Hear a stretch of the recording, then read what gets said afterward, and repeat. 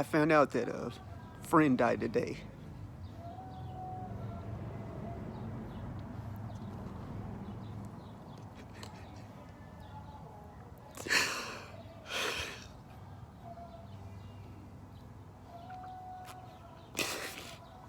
And her name was Michelle Bradshaw, Shelley Bradshaw, and she lived in Novi, Michigan. She was in her 60s, and the way we met was I had made a video on my YouTube channel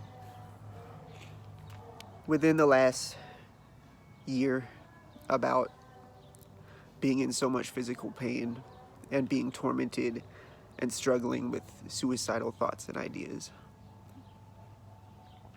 And she contacted me, and I have a few hundred subscribers on my YouTube channel now, but she found that video when I only had like 2 or 3 subscribers, and she reached out to me, and she was in a lot of physical pain. She was suffering more than I am. There's a spectrum, and this woman was further.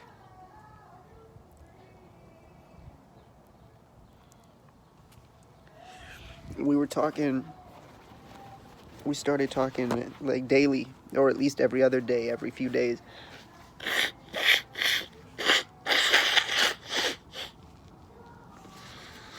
I thankfully have some toilet paper for now.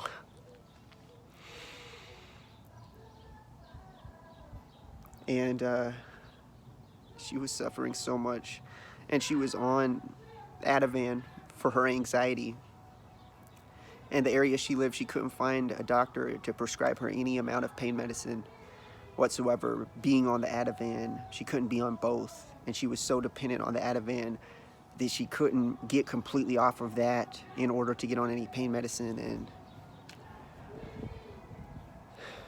that's a big problem now. The opiate epidemic has swung too far it was being prescribed too much and too easily at a certain point. And on the pharmaceutical companies and the doctors in this very flawed medical system, this for-profit corporate, it's got its tentacles, money got its tentacles in everything, completely on the pharmaceutical company. And so this woman couldn't get a tramadol. She couldn't get anything for her pain. And the doctors were trying to figure out what was wrong, and whether it was a pinched nerve or fibromyalgia, or,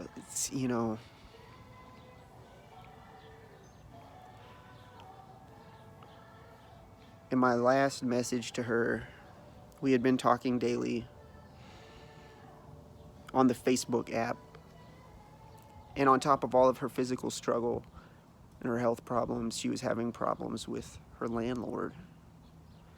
And she was in Michigan in January, February, when I was the period I was talking to her the most, and her heating went out in Michigan, and she was freezing. She had this one little space heater by her bed, and she was just under the blanket, and her landlord, named Ralph, would not help her out, could not help her out. He wanted her out, and he just wouldn't fix the heating unit. He wanted her to move out, because he wanted to just sell the unit and be done with it and not mess with the whole rental thing anymore. And he wasn't like a landlord with multiple tenants. It was just that one unit that he rented to her. And I knew her address because I had bought some supplements for her, because I had read that, nerve pain could be caused. The doctors couldn't figure out what was wrong with her. I read that the severe nerve pain could be a vitamin D and B deficiency related. And she lives in Michigan. I saw the vitamin D deficiency is very common because the sun doesn't shine much in Michigan. And so I had sent her some supplements. I had her address. And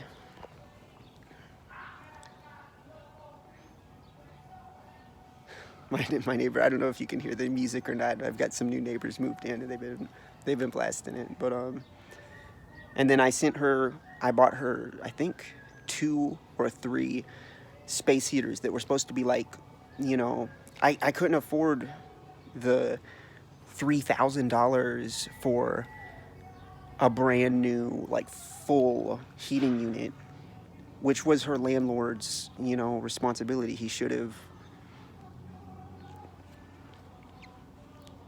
replaced her heating unit. And I spent like $200 or $300 and had sent her some units, and she said, it was still, she said it helped a little, but it was still freezing. The last message I sent to her was March 5th, and I was saying, "Are you okay?" Because she hadn't messaged me back for maybe a week or two at that point. And we had been talking daily, and I messaged her back and I said, "Are you okay?" And I'm kind of struggling with beating myself up right now because I only just called the police today in Novi, Michigan to have them check on her. And I had the thought, man, when she didn't message me back, I had the impulse, like, hey, I should call the police and do a wellness check.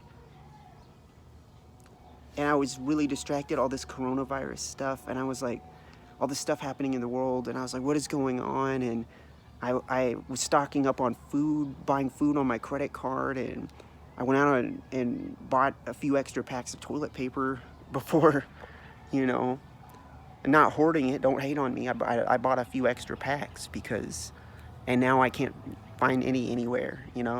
I'm now down to the last few packs. I'm gonna have to go out and fight for some. And I only just called today to have them check on her. And the lady, I gave her the address and the name, and she said, okay, we'll send some people out to check. And then I just got the call back just like 2 or 3 minutes later, and some officer, Novi, Michigan police officer, telling me, and he was like, I'm sorry, but she was found deceased a few weeks ago.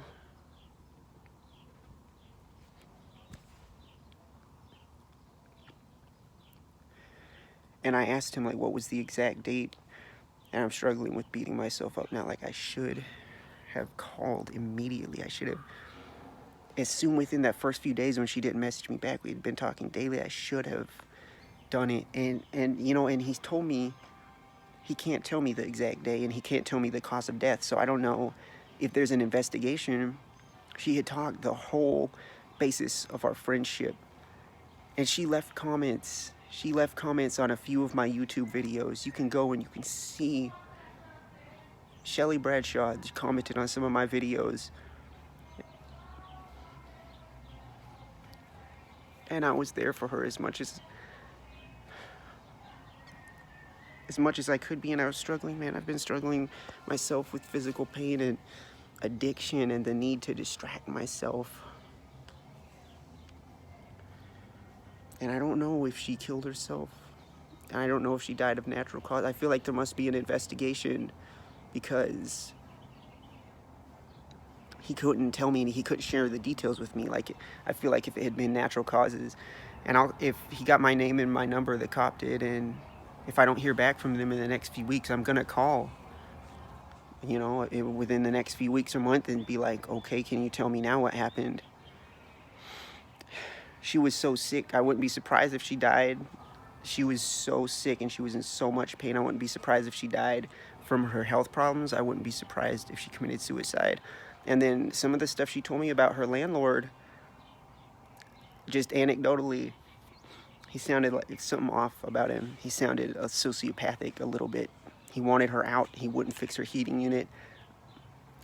I had been concerned. I don't know what happened, man.